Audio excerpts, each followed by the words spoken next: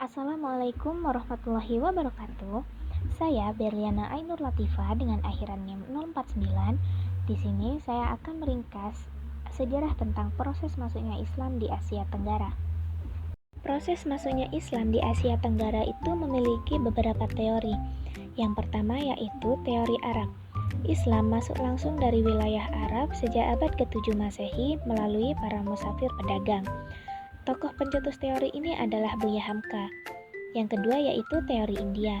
Islam dibawa oleh para pedagang dari Gujarat atau India yang datang melalui jalur laut pada abad ke-13 Masehi.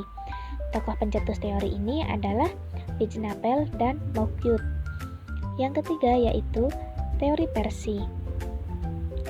Islam dibawa masuk oleh para mubalik dan pedagang dari wilayah Persia sekitar abad ke-13 Masehi.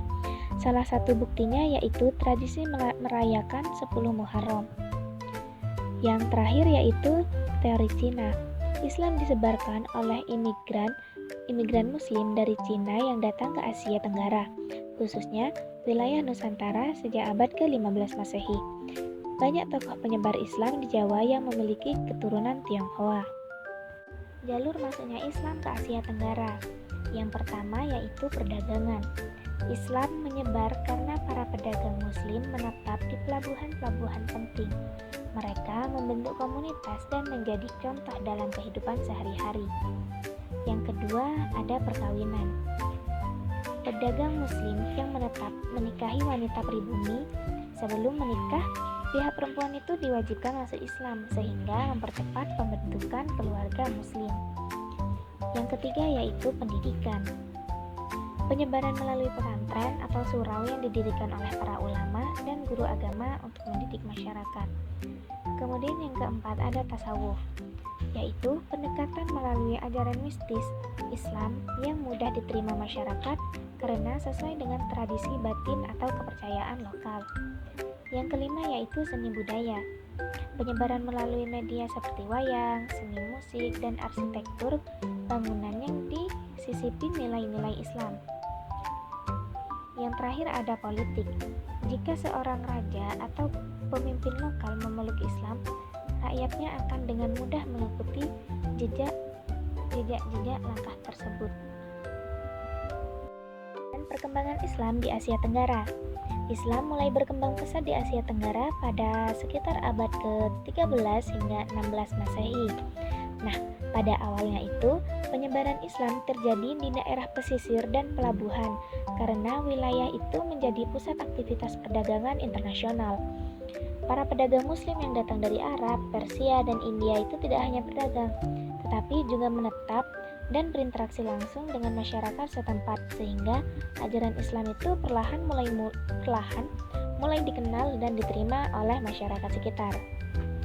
Nah, seiring berjalannya waktu, perkembangan Islam semakin cepat karena didukung oleh ramainya jalur perdagangan yang menghubungkan berbagai wilayah.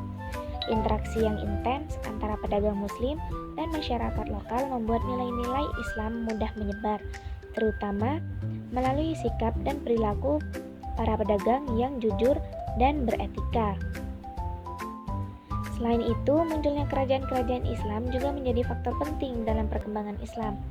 Ketika seorang raja memeluk agama Islam, biasanya rakyatnya itu akan mengikuti, karena raja itu seorang pemimpin, sehingga penyebaran Islam menjadi lebih luas dan cepat.